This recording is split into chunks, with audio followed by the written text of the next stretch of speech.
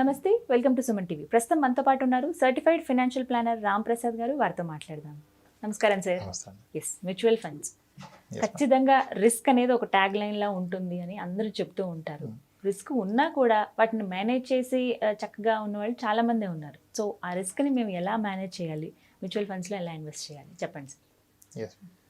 Mutual ఫండ్స్ని అర్థం చేసుకుంటే risk ఉండదండి, చేయకపోతే చాలా రిస్క్ ఉంటుంది. ఓకే ఓకే మ్యూచువల్ ఫండ్ పెట్టే రోజే మీరు ఎందుకు పెడుతున్నారో తెలవాలి. నిజానికి మ్యూచువల్ ఫండ్లో రాంగ్ అమౌంట్ పెట్టడం కూడా పెద్ద రిస్క్. స్కీమ్ పెద్ద రిస్క్ కాదు, రైట్ స్కీమ్ రాంగ్ స్కీమ్కి మధ్య మ్యూచువల్ ఫండ్లో ఉన్న డిఫరెన్స్ చాలా తక్కువ. అందరూ ఏ స్కీమ్ అంటారు, ఏ స్కీమ్ కాదు. మీరు ఎంత పెట్టాలి, ఎందుకు పెడుతున్నారు అనేది ఫస్ట్ తెలుసుకోండి. ఇప్పుడు యాంఫీ డేటా కానీ సెబీ డేటా కానీ అన్ని మీడియాస్లో ఈ రోజుకి మ్యూచువల్ ఫండ్లో 4-5% ఇన్వెస్ట్ చేశారని చెప్తున్నారు. కానీ పర్సనల్ నాకు ఎందుకు ఇంకా ఎక్కువ మంది చేసి ఉండొచ్చు అనిపిస్తుంది. ఎందుకంటే మా దగ్గరికి అప్రోచ్ అయిన క్లయింట్స్లో ప్రైమర్లీ ఐటీ వాళ్ళని చూస్తే out of 10 8 people already mutual fund invest చేసే వస్తున్నారు మా దగ్గరికి. వాళ్ళు ఇన్వెస్ట్మెంట్ స్టార్ట్ చేసి కూడా 2-3 ఇయర్స్ అయింది. ఇక్కడ వాళ్ళు చేస్తున్న మిస్టేక్ ఏంటంటే మ్యూచువల్ ఫండ్లో రిటర్న్స్ అండ్ మార్కెట్ రిస్క్ కన్నా మీరు wrong quantity of amount invest చేయడం పెద్ద రిస్క్. ఎంత చేస్తే బెటర్ సార్ చెప్పండి. ఎస్, ఎంత చేయాలంటే ఇప్పుడు టిపికల్గా నాకు అప్రోచ్ అయిన ఒక 100 మోర్ దెన్ 100 కస్టమర్స్ నేను హ్యాండిల్ చేస్తాను ఐటీ సెక్టర్. ఓకే, వీళ్ళలో నేను చూస్తే యావరేజ్ ఏజ్ మనకు అప్రోచ్ అయ్యే వాళ్ళంతా 31 years అండ్ అబౌవ్ టు 42 మధ్యలో ఉన్నారు. యావరేజ్ మీరు 34-35 పట్టుకోండి. 35 years ఉన్న వాళ్ళు నా దగ్గరకు వచ్చిన వాళ్ళు 10 మెంబర్స్లో 8 members minimum package 14 lakhs annual CTC ఉంటుంది. 14 lakhs క్వైట్ కామన్ అయిపోయింది. డిఫరెంట్ ఇండస్ట్రీస్లో ఏంటి, ఫార్మాలో ఒకలాగా అలా ఉన్నాయి, ఐటీలో అయితే 14 lakhs ఉంది. ఇప్పుడు 35 years ఏజ్లో ఉన్న వ్యక్తికి 14 lakhs యాన్యువల్ సిటీసీ ఉంది. ఇతను ఆల్రెడీ ఒక యాప్ ద్వారా మ్యూచువల్ ఫండ్ పెట్టాడు, ఇన్వెస్ట్మెంట్ చేశారు. ఆయన ఎంత చేశారంటే 10,000 రూపీస్ చేస్తున్నారు. 10,000 ఇది డీసెంట్ మనీ మీరు అనుకుంటున్నారు కదా, ఆయన కూడా అలాగే ఆబ్రామ్లోనే ఉన్నారు. ఓకే, నేనేమంటాను, ఐటీ సెక్టర్లో average salary hike, salary increase అనేది ఆన్ అన్ యావరేజ్ 12% వస్తుంది. ఓకే, 12% శాలరీ కనుక ఇయర్ ఆన్ ఇయర్ పెరిగితే మీ శాలరీ 7 yearsలో డబుల్ అవుతుంది. ఎవ్రీ 7 yearsకి డబుల్ అవుతుంది. కానీ వాళ్ళు జాబ్ చేంజ్ అయితే ఇంకా ఎక్కువ వస్తుంది. నా ఓన్ క్లయింట్స్ ఉన్నారు, దట్స్ ఓకే, 12% పట్టుకున్నాం. 12% యావరేజ్గా శాలరీ పెరిగితే 7 yearsలో సిటీసీ డబుల్ అవుతుంది. Okay, first point. 35 years ఏజ్లో ఉన్న వ్యక్తి 10,000 per month ఎస్ఐపి స్టార్ట్ చేశారు. ఓకే, లెట్స్ అజ్యూమ్ ఒక 10 years కంటిన్యూ చేశారు. 10,000 per month అంటే ఇయర్లీ 1.2 lakhs ఇన్వెస్ట్ చేస్తారు. 10 yearsలో 12 lakhs ఇన్వెస్ట్ చేశారు. ఓకే, అది కనుక 15% రిటర్న్ ఇస్తే ఈ 12 lakhs కాస్త 24 lakhs అవుతుంది. ఓకే, 24 lakhs అయితే డీసెంట్ మనీ ఈ రోజు మనం డిస్కస్ చేద్దాం. కానీ 10 years తర్వాత 2021లో ఇన్వెస్ట్మెంట్ స్టార్ట్ చేశారు. 2031కి ఆయన మనీ చూసారు, 24 lakhs ఉంది. కానీ 2021లో ఇతని శాలరీ 14 lakhs ఉంది. మనం ఇందాక అనుకున్న లెక్క ప్రకారం 7 yearsలో ఇతని శాలరీ ఎంత అవుతుంది, 28 lakhs అవుతుంది. 10 yearsలో అరౌండ్ 35 lakhs అవుతుంది. 35-40 lakhs శాలరీలో ఉన్న వ్యక్తికి అతని 10 years ఇన్వెస్ట్మెంట్ ఒక 20 lakhs ఇస్తే అది ఎలా ఉంటుందంటే 20 lakhs after 10 years is like is 5 months salary, 5-6 months salary. 5-6 months శాలరీకి పెద్ద వాల్యూ ఉంటుంది మన లైఫ్లో? ఉండదు కదా. సో అందుకనే దీన్ని పెద్ద అమౌంట్ లాగా ఫీల్ అవ్వరు. అప్పుడు అంత మనీ అక్యుములేట్ అయ్యాక కూడా సరదాగా ఒక కార్ డౌన్ పేమెంట్కి, ఒక వెకేషన్కి వాడేస్తారు. సో ఇన్వెస్ట్మెంట్ ఎప్పుడు గోల్ బేస్డ్ పెట్టాలి. గోల్ బేస్డ్ అంటే పర్పస్ ఆఫ్ ఇన్వెస్ట్మెంట్ ఏంటి, దానికి నాకు ఎంత కావాలి, ఏ ఇయర్లో కావాలి, దానికి ఇప్పటి నుంచి ఎంత పెట్టాలి, ఇది కనుక క్రమం ఫాలో అయితే మీరు అన్నట్టుగా రిస్క్ని అవాయిడ్ చేయొచ్చు. రిస్క్ ఎలా అవాయిడ్ చేస్తారంటే ఎస్, మ్యూచువల్ ఫండ్లో వెరీ ప్రాక్టికల్గా కంప్లీట్ హిస్టారికల్ రిటర్న్ చూస్తే కొన్నిసార్లు మ్యూచువల్ ఫండ్లో ఇన్వెస్ట్ చేసాక 3 yearsలో నెగిటివ్ రిటర్న్ ఉంది. 3 years పెట్టాక 5 years ఇన్వెస్ట్ చేసాక కూడా నెగిటివ్ రిటర్న్ వచ్చింది. That's possible. ఎస్, అది రోలింగ్ రిటర్న్ అంటారు. ఒక పీరియడ్ నుంచి ఒక పీరియడ్కి మల్టిపుల్ అబ్జర్వేషన్ తీసుకొని చూశారు. మీరు ఒక 30 years ఇన్వెస్ట్ చేస్తే 5 years స్పాన్లో 2-3 times negative return, 3 years స్పాన్లో 6 times negative return, 1 yearలో అయితే చాలాసార్లు నెగిటివ్ రిటర్న్. కానీ 7 years అబౌవ్ ఉంటే ఎప్పుడు నెగిటివ్ రిటర్న్ లేదు. First point. మరి 5 yearsలో నెగిటివ్ రిటర్న్ ఉందన్నారు కదా సార్, అంటే 5 yearsలో కూడా రిస్క్ ఉంది కదా? ఎస్, రిస్క్ ఉంది. 5 years తర్వాత నెగిటివ్ రిటర్న్ వచ్చిందంటే 2-3 yearsలో కూడా పాజిటివ్ ఉండొచ్చు, మళ్ళీ 5th yearలో నెగిటివ్ అవ్వచ్చు. కోవిడ్ వల్ల మార్కెట్ పడిపోయినప్పుడు అంతకు ముందు ఇయర్ పాజిటివ్ ఉన్నాడు, కానీ ఇయర్ నెగిటివ్ రిటర్న్స్లోకి వెళ్ళిపోయాడు. ఎస్, మరి ఒక గోల్ బేస్డ్ ఇన్వెస్టర్కి ఈ రిస్క్ని ఎలా అవాయిడ్ చేయాలి? ఓకే, చాలా ఇంపార్టెంట్. మీరు ఎంత ఇన్వెస్ట్ చేయాలో కూడా ఫస్ట్ తెలుసుకోవాలి. ఎందుకు ఇన్వెస్ట్ చేస్తున్నారో తెలుసుకుంటే ఈ రిస్క్ని కంప్లీట్గా అవాయిడ్ చేయొచ్చు. ఎలా అవాయిడ్ చేయొచ్చు అంటే ఇప్పుడు ఒక 5 years పాప ఉంది ఒక అతనికి. ఓకే, అతను ఆ పాప యొక్క ఎంఎస్ ఎడ్యుకేషన్ కొరకు ఇన్వెస్ట్ చేస్తున్నాడు. ఇతను ఐటీ సెక్టర్ ఎంప్లాయ్.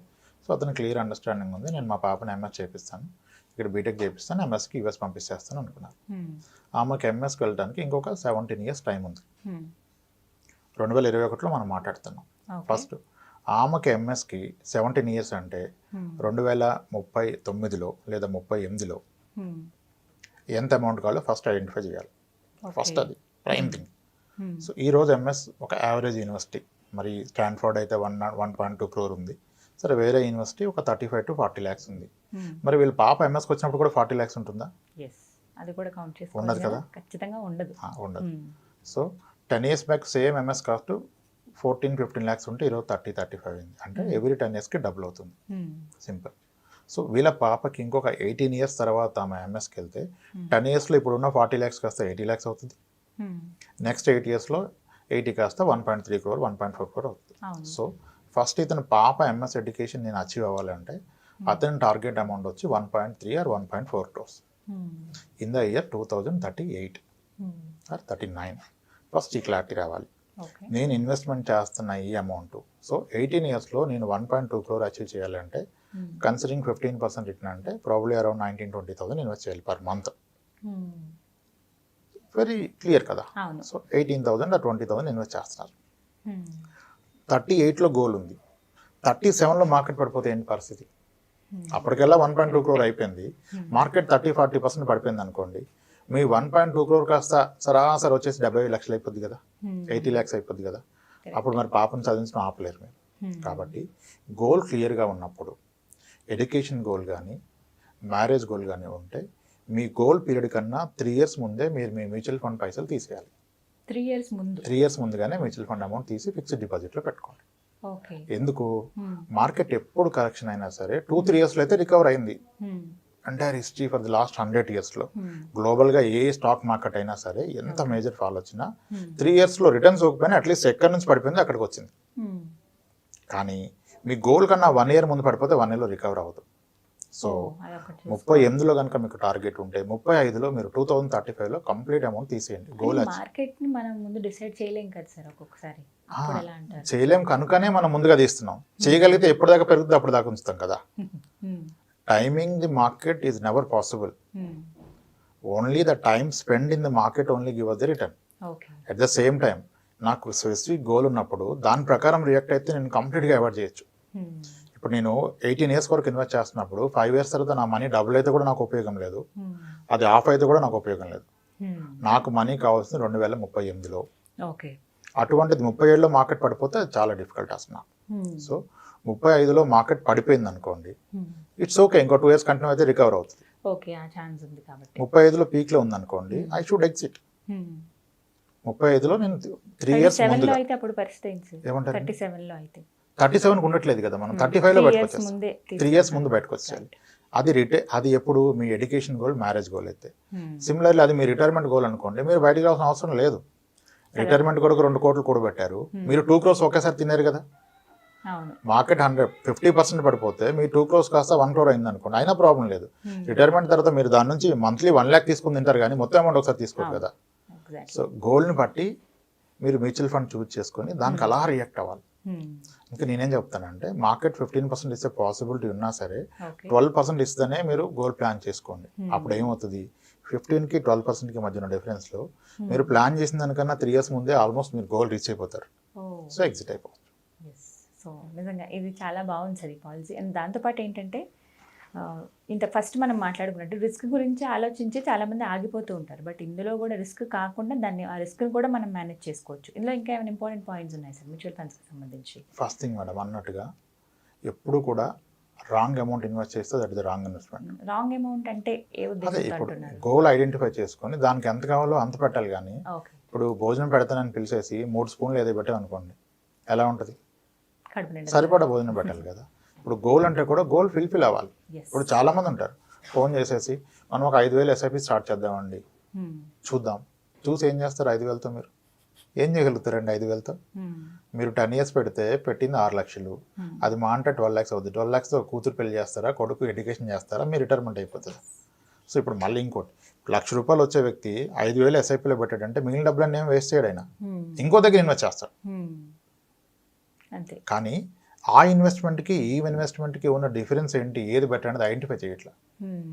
ఇప్పుడు 10,000 ఎస్ఐపిలో పెడుతున్నాడు, 10,000 గోల్డ్ స్కీమ్లో పే చేస్తున్నాడు, 1,50,000 సుకన్య సమృద్ధిలో పర్ ఇయర్ పే చేస్తున్నాడు, 1.5 lakh పీపీఎఫ్లో పెడుతున్నాడు, ఓకే, రియల్ ఎస్టేట్లో పెట్టాడు, అన్నిట్లో పెడుతున్నారు.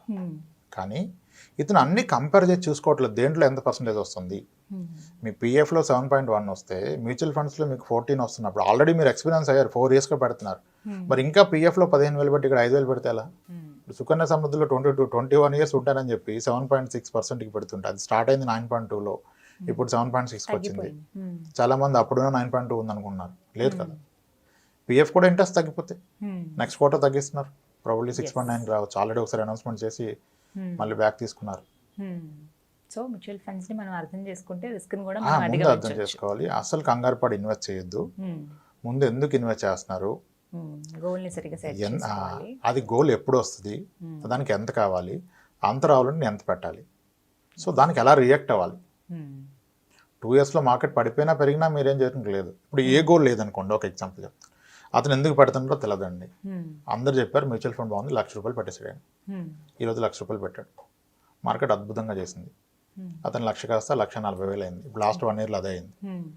అప్పుడు ఎలా రియాక్ట్ అవుతాడు కస్టమర్, అద్భుతంగా చేసింది, ఇది మంచి మనీ, సో దీని నుంచి రిస్క్ తీసుకోవద్దు, ఈ మనీ తీసేసుకుని తినేద్దాం, మంచి మనీ వచ్చింది కదా, నా ఇన్వెస్ట్మెంట్ మీద మంచి ప్రాఫిట్ వచ్చింది, తీసుకొని అది తినేస్తాడు. అదే ఆయన రియాక్షన్. సెకండ్ పర్సన్ పెట్టాడు, ఏం పెరగలేదు, అక్కడే ఉంది, 1 lakh ఉంది.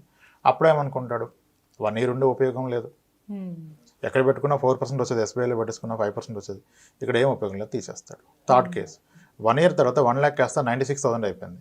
ఇంకొక సెకండ్, ఒక్క నిమిషం కూడా ఆలోచించారు, తీసేస్తారు, ఉపయోగం లేదు, తీసేస్తారు. అదే ₹1,00,000 ఆయన పెట్టింది ఒక 10 years తర్వాత ఉన్న ఒక గోల్ గురించి పెట్టారు. అప్పుడు ఎంత తీస్తారు? ఇప్పుడు పాప మ్యారేజ్కి ఇన్వెస్ట్ చేశాడు, సార్ పడిపోయింది అన్నాడు అనుకోండి నా దగ్గరికి వచ్చి, సార్ మరి పడిపోతే మీకు ఎందుకండి, ఇప్పుడు ఏం పాపకి పెళ్లి చేస్తున్నారా మీరు? 10 ఏళ్ళకి పెళ్లి చేయట్లేదు కదా, డబ్బులు ఎందుకు మీకు? అది పెరిగినా అవసరం లేదు, తగ్గినా అవసరం లేదు, మనం పెట్టింది ఎప్పుడు మనం ఇప్పుడు ఆలోచించాల్సిన అవసరమే లేదు తర్వాత. రైట్. సో ఈ విధంగా అర్థం చేసుకుని మరి మేనేజ్ చేస్తే అందులో ఉన్న రిస్క్ ని కూడా మనం పర్ఫెక్ట్గా మేనేజ్ చేయొచ్చు. నెగిటివ్ రిటర్న్స్ ఉన్నప్పటికి కూడా మీ గోల్ క్లియర్గా ఆన్ డాట్ రాసుకోవాలి. ఈ ఇన్వెస్ట్మెంట్ పెట్టే పర్పస్ 2032లో నాకు ఫిబ్రవరి మంత్లో కావాలి, అప్పుడు నాకు కావాల్సిన అమౌంట్ 80 lakhs. సో 12% రిటర్న్ వస్తే ఎస్ఐపిలో పెట్టాల్సింది ఈ 26,000 28,000. అప్పుడు గోల్ ఖచ్చితంగా రీచ్ అవుతారు, దాన్ని బెటర్గా మేనేజ్ చేయగలుగుతారు. రైట్, చాలా క్లియర్గా చెప్పారు sir. Thank you so much అండి. నమస్తే. థ్యాంక్స్. చూసారు కదా, ఇది వాళ్ళ వీడియో. ఈ వీడియో కనుక మీకు నచ్చినట్టయితే లైక్ చేయండి, షేర్ చేయండి, కామెంట్ చేయండి, మా ఛానల్ని సబ్స్క్రైబ్ చేసుకోండి.